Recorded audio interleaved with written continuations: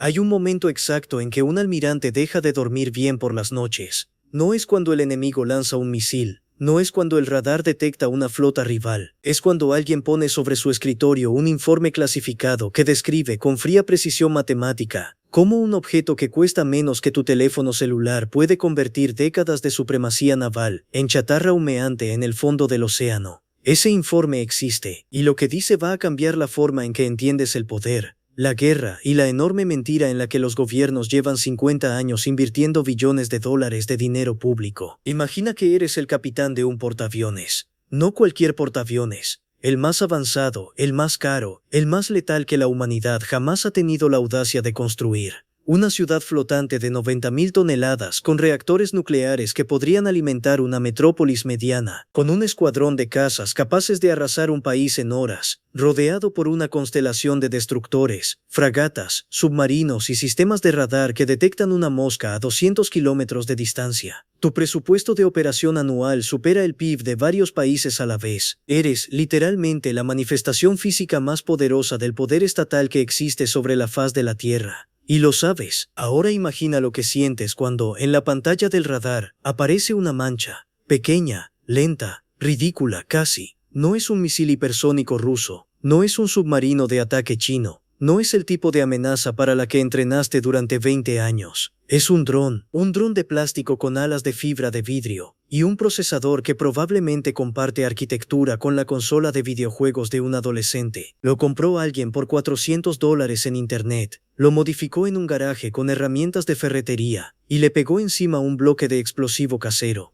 No viene solo, vienen 50, coordinados por inteligencia artificial de código abierto descargada gratis, volando en enjambre, atacando desde 8 ángulos distintos de forma simultánea. En ese preciso segundo, toda la arquitectura de supremacía que representa tu barco colapsa en su propia contradicción interna, porque los sistemas que tienes para defenderlo fueron diseñados para otro tipo de guerra, y el enemigo que tienes enfrente lo sabe mejor que tú. Esta no es una escena de ciencia ficción. No es un escenario hipotético de película de acción. Es lo que ya está ocurriendo, en distintos teatros de conflicto del mundo, con resultados que los altos mandos militares prefieren mantener lejos de los titulares. Y cuando terminemos este análisis, vas a entender por qué esa opacidad no es accidental, es estructural, es económica, y beneficia a gente muy específica que no tiene ningún incentivo para que tú conozcas la verdad. Para entender el problema en toda su profundidad, necesitamos retroceder un momento y examinar cómo llegamos hasta aquí.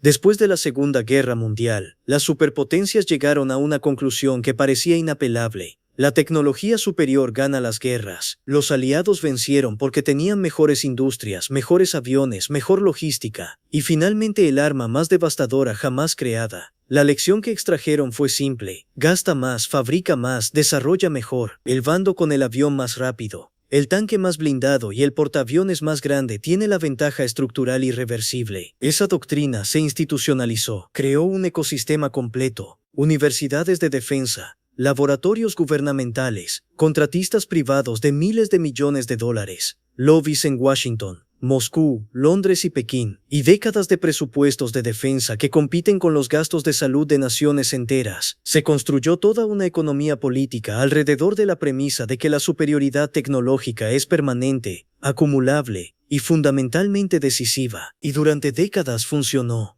Funcionó porque el adversario jugaba con las mismas reglas del juego. En una guerra convencional entre estados nacionales con capacidad industrial equivalente, el que más gastaba en sistemas más sofisticados tendía a prevalecer. Pero el problema llegó cuando alguien decidió que no tenía ningún interés en jugar con esas reglas. No fue una decisión filosófica, fue una decisión económica de supervivencia. Si eres un actor pequeño, una milicia regional o un grupo no estatal con acceso a tecnología comercial, enfrentarte frontalmente a un portaaviones es un suicidio. Tienes 0 posibilidades en ese juego, pero si puedes cambiar las reglas del juego, si puedes encontrar una forma de atacar que no tenga contramedida efectiva a un precio razonable, entonces de repente la ecuación completa se invierte. Y eso, exactamente eso, es lo que ha ocurrido en los últimos 15 años con la proliferación de drones comerciales y sistemas de ataque asimétrico de bajo costo. Hablemos de números, porque los números son donde la ilusión se desmorona de manera más elocuente.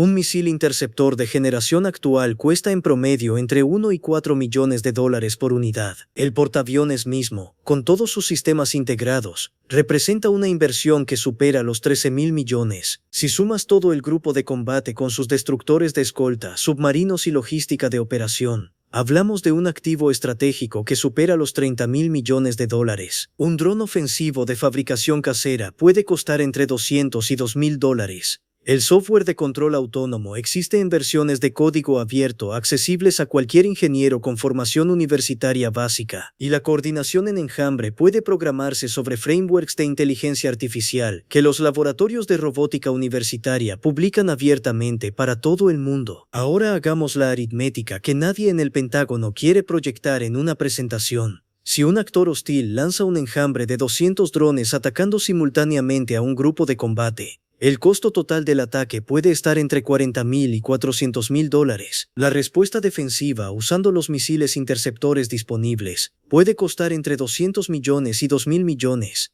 En el mejor escenario para el atacante, la ratio de destrucción de valor es de 2.000 dólares gastados por cada millón que gastas en defensa. Es una ecuación que haría llorar a cualquier economista. Pero el problema es aún más profundo que la aritmética. La premisa de los sistemas de defensa de superficie actuales es que hay un número finito de amenazas identificables, todas suficientemente grandes, rápidas y calientes para que los sensores las detecten y los interceptores las neutralicen. Eso funciona cuando el misil que viene hacia ti es un objeto de 500 kilogramos moviéndose a Mach 2 con una firma de calor enorme. No funciona cuando el objeto es una pieza de plástico del tamaño de un maletero, volando a 120 kilómetros por hora, a 2 metros sobre la superficie del agua, con firma de radar mínima y 50 copias idénticas atacando desde ángulos distintos de forma coordinada. Los radares modernos no están ciegos a estas amenazas, pero operan en los límites inferiores de su capacidad de detección, exactamente en el rango donde la probabilidad de error aumenta de forma exponencial. Y en defensa militar,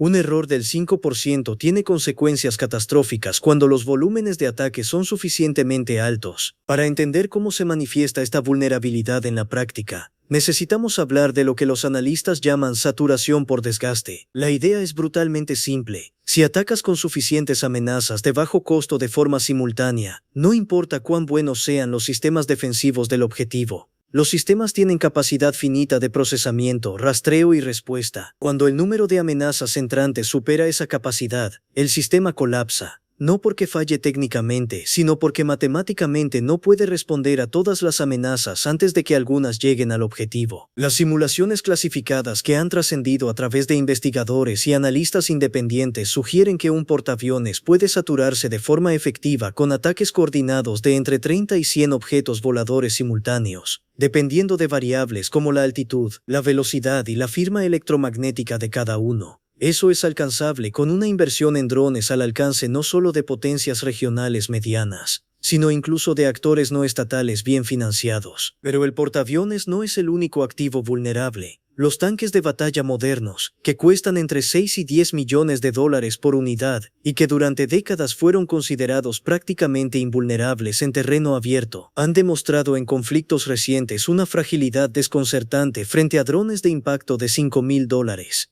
El punto débil es la parte superior de la torreta, donde el blindaje es considerablemente más delgado por razones de peso y movilidad. Un dron kamikaze que cae en picado sobre esa zona puede neutralizar un tanque de manera efectiva. Esta táctica ha sido documentada en múltiples conflictos activos en Europa del Este, Oriente Medio y África. Las bases militares terrestres presentan una vulnerabilidad similar. Un ataque coordinado contra los radares, los depósitos de combustible o las pistas de una base puede degradar su operatividad de manera significativa con una inversión 4 órdenes de magnitud por debajo del costo de la infraestructura que daña. Y la infraestructura civil estratégica, las refinerías, las plantas eléctricas, los nodos de comunicaciones, es aún más fácil de atacar. No está diseñada con mentalidad militar. Sus perímetros son extensos y porosos, y su daño tiene efectos económicos que se multiplican mucho más allá del costo inmediato de la instalación. Llegamos ahora al elemento más incómodo de este análisis, la razón estructural por la que esta vulnerabilidad no solo existe, sino que se perpetúa activamente a pesar de ser conocida. Y para entenderla hay que hablar de dinero. de muchísimo dinero. La industria global de defensa mueve anualmente cerca de $2 billones. Los 5 principales contratistas de defensa de Estados Unidos solos generan ingresos combinados que superan los $250.000 millones anuales. Sus modelos de negocio dependen fundamentalmente de la continuidad de los grandes programas de armamento: el caza F-35, el portaaviones Gerald R. Ford, los sistemas de misiles balísticos, los submarinos de ataque nuclear, programas que cuestan decenas de miles de millones cada uno, que tienen horizontes de desarrollo de décadas y que generan empleo en distritos electorales clave de prácticamente todos los estados del país. Cuando un programa de armamento genera empleo en 30 estados diferentes y sus subcontratistas tienen presencia en 120 distritos electorales distintos, ese programa adquiere una protección política que no tiene nada que ver con su efectividad militar. Los congresistas que representan esos distritos no votan en función de análisis estratégicos sobre la vulnerabilidad de los portaaviones frente a enjambres de drones. Votan en función de cuántos empleos va a perder su estado si el programa se cancela. Esta es la dinámica que Eisenhower llamó el complejo militar industrial en su famoso discurso de despedida,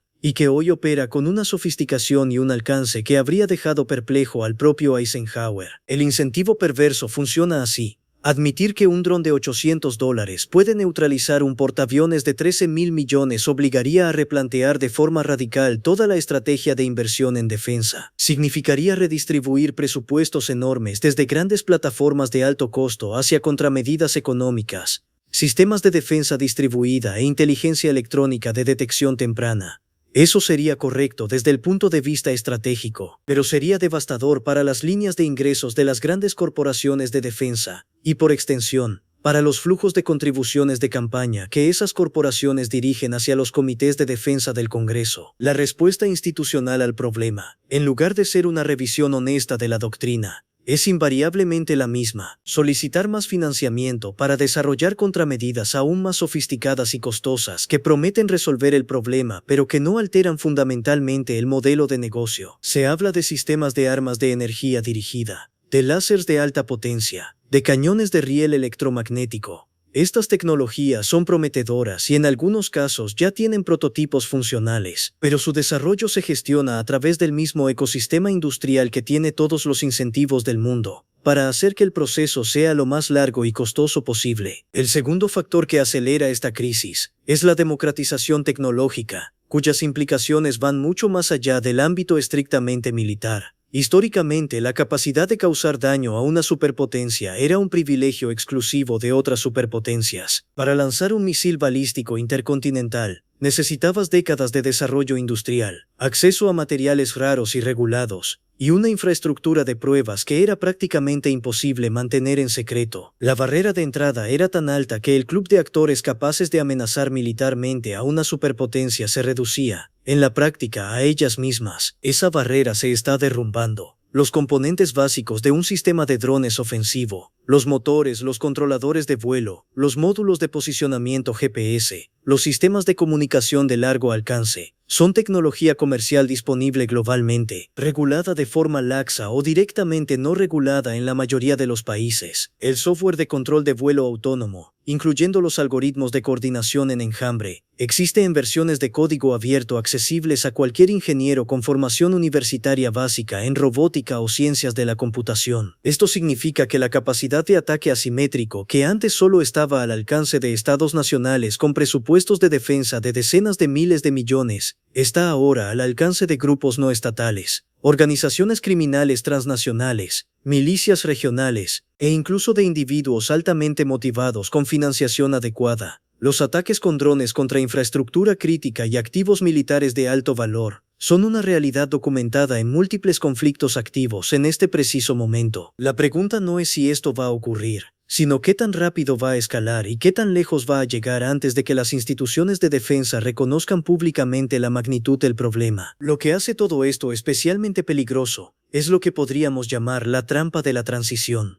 Las doctrinas militares no se reemplazan de la noche a la mañana, Los sistemas de armas tienen ciclos de vida de 20, 30, a veces 50 años. Un portaaviones que se está construyendo hoy estará en servicio en 2065. Las decisiones de diseño que se toman ahora se basan en doctrinas de combate que reflejan en parte el pensamiento estratégico de hace 2 décadas, con actualizaciones que llegan con un retraso sistemático respecto de la evolución del entorno de amenazas. Mientras tanto, la tecnología de ataque asimétrico evoluciona en ciclos de meses, no de décadas. Los mismos mecanismos de mercado que comprimieron los ciclos de innovación tecnológica en el sector comercial, los mismos que hicieron que en 10 años los teléfonos pasaran de ser objetos de lujo a supercomputadoras de bolsillo para la mitad de la humanidad, operan también en el espacio de los sistemas de drones ofensivos. Cada año los componentes son más potentes, más baratos y más accesibles. Cada año el software es más sofisticado y más fácil de implementar. Cada año la barrera para construir un sistema de ataque efectivo baja un escalón más. Las instituciones militares responden con años de retraso, con presupuestos que siguen priorizando las grandes plataformas convencionales, y con la inercia de organizaciones que se miden en centenares de miles de personas. El resultado es una brecha que no para de crecer entre la amenaza real y la capacidad defensiva disponible.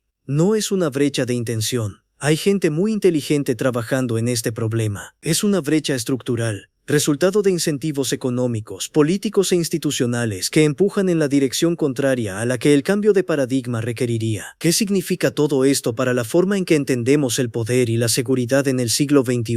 Significa, en primer lugar, que la supremacía militar convencional ya no garantiza la impunidad que garantizaba. Las superpotencias siguen siendo superpotencias, con capacidades que ningún actor no estatal puede igualar en términos de inteligencia estratégica, alcance global y poder de proyección convencional, pero la ecuación de coste-beneficio del conflicto asimétrico se ha alterado de forma permanente. El costo de infligir daño a una superpotencia ha caído dramáticamente. El costo de defender todos sus activos estratégicos ha subido de forma igualmente dramática. Eso no cambia quién gana una guerra total entre superpotencias, pero cambia de manera fundamental el cálculo de quién puede hacerse sentir en los márgenes, quién puede disuadir la intervención externa, quién puede hacer que el costo de una operación militar sea lo suficientemente alto como para que no valga la pena. Significa, en segundo lugar, que la proliferación tecnológica que alimenta este cambio es irreversible. No hay ningún régimen de control de exportaciones, ninguna política de no proliferación, ningún mecanismo de gobernanza global que pueda poner de nuevo en la botella el genio de los drones comerciales de bajo costo. La tecnología ya existe, ya está distribuida, ya es de dominio público en sus elementos esenciales. Lo que los próximos años van a determinar es qué tan sofisticada se vuelve en manos de actores con voluntad de usarla, y qué tan efectivas son las contramedidas que el mundo democrático pueda desarrollar. Y significa, en tercer lugar, que la narrativa de seguridad que nos han vendido durante décadas merece un escrutinio más riguroso del que habitualmente recibe.